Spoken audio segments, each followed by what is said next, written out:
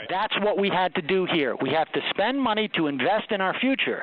And all of a sudden people are crying about the national debt. That's crazy. We should have heard from those people 5 years ago. But you have to remember, there was both left and right too were talking about what do you do about NAFTA, what do you do about the declining revenues and the jobs going overseas, and all these places closing up during this part of the decade. You can't even protect. The government wasn't even allowed to protect, for example, Ford, Chrysler, and GMC because of the trade agreement. You couldn't put tariffs on Honda and Toyota and protect these companies because of the trade agreement. That is I would say a bipartisan fault right there. But there were things that strangled us. But you're right. The timing. I mean, you have to put it right in the Republicans' lap throughout the 2000s. There's no question about it. But I think that the fact is, when you look at what the solution is.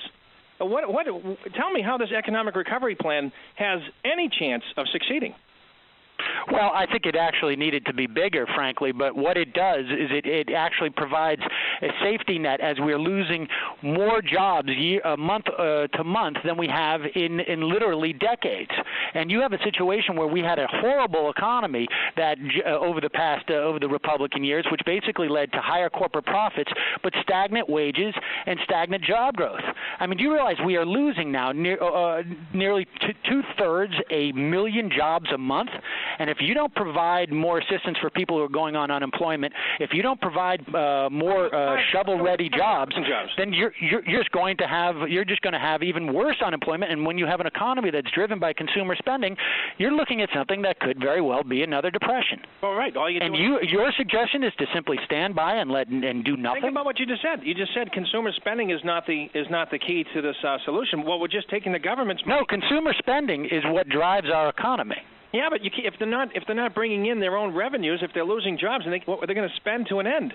The point is the government must stimulate the economy so that it creates more jobs and provides some type of floor so that people don't fall below that. Well, and what are you suggesting, Ken? I mean, you have this big platform here. I want to know what their plan should have been. It should have been to put a much larger fraction of the economic recovery plan into green energies and into research and development for robotics and things of the future that the rest of the world's going to need.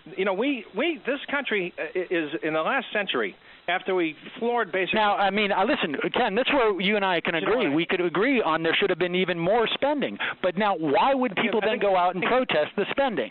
The spending package itself is what should have been protested. I mean, you're basically throwing a boatload. What specifically in that spending package did you have a problem with? Well, how about the fact that we're going to repair infrastructure? That's the priority to recover the economy. How is that in any way going to produce long-term jobs in the private sector? Well, the issue isn't necessarily producing long-term jobs. It's going through this huge economic crisis and making sure that jobs exist. I mean, it does. Hold on. There's a vacuum of jobs leaving the country right now. So what jobs are going to be there if you build a bridge to a city that has nothing? I mean, what is the point? How does that make any sense?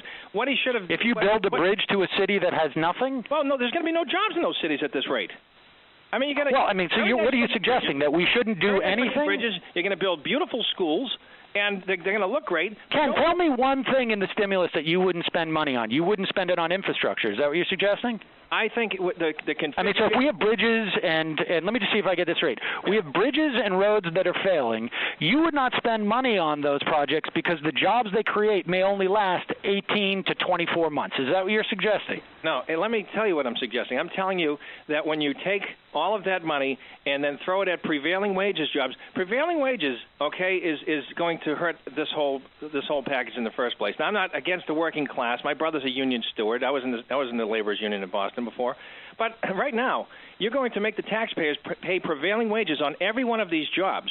Okay, and right now, you're not allowing companies that would be able to bid based on what they currently pay their workers on private jobs. You're going to have to pay them a lot more because, well, it's a government job, so let's break out the champagne. That's going to hurt Well, that's going to put money in people like your brother or other, other guys who are working like that. And you know what they're going to do with that money? Democratic arms, that's what helps. Do you know what they're going to do with that money, Ken? They're going to spend it. They're going to spend it on food. They're going to spend it on health care. They're going to spend it on their mortgage. They're going to maybe go out and have dinner once a week because they get that prevailing wage. So your argument is, let me get this straight. We should not invest in bridges and roads because the jobs are only going to last 18 to 24 months, and we're paying working-class people too much money. We're paying working-class people too much money, denying private companies, other non-union companies, the ability to do those same jobs at a cheaper price for the taxpayer.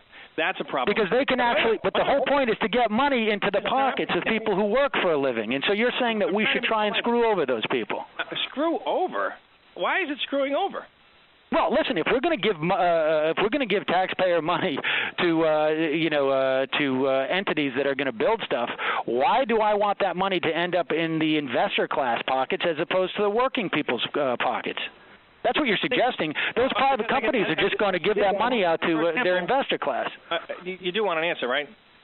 Governor Ronald Reagan in California created a tax break for the Silicon Valley companies, and with that money, the investor class that you're opposed to took that money and invested in research and development, which is why you had the economies of the 1990s, because they... That's great. George Bush and the Republican Congress created the America Job Creation Act of 2004, which was allowing multinational corporations to bring their money back at this country at a 30% discount in taxes.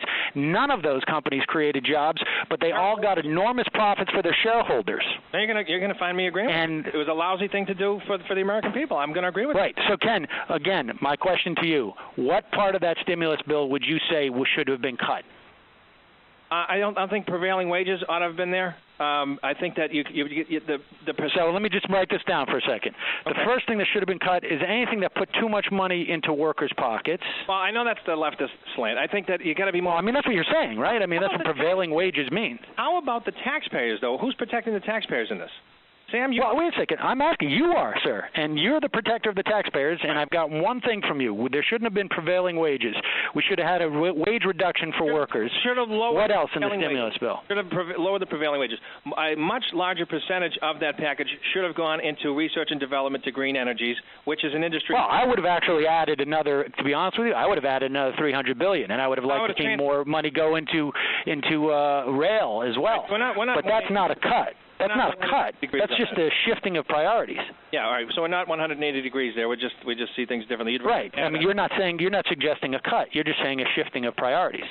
Exactly. I think what the most important goal... So the issue wasn't really that it was too much money being spent. Absolutely. It was you would have liked to have seen it more targeted. Now, I don't remember anybody on Fox News ever saying that.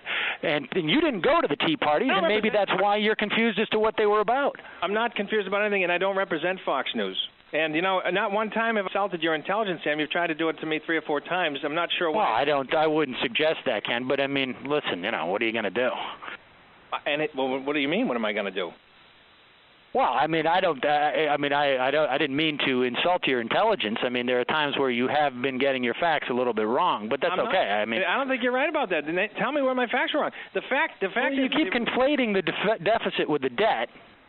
You really have only come up with... What I'm trying to do is the only thing you've come up about the Tea Parties was that they should have been about prevailing wages, basically manual labor's getting too much money is the only thing you would cut from that bill. All you're doing is interrupting me. I have a litany of things I'm trying to get to, but you interrupt every thought. And I'm being polite enough. Just turn your microphone down and finish my thought. I'm trying to be fair and balanced here because... Okay, let's hear the litany.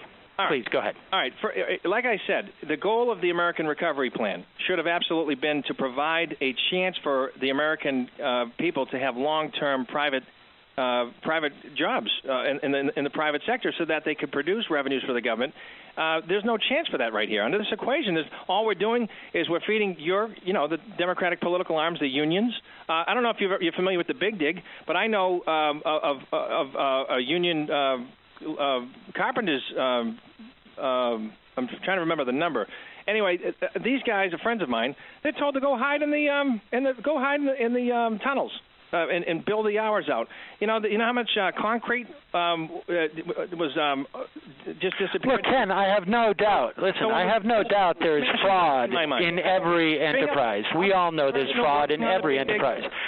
You can look at AIG. You can look at all these private entities that were wrapped with fraud, and they're not necessary. But that's not the point. I'm still asking you the same thing. You say you have a litany of things that you would cut from the stimulus bill. What are they?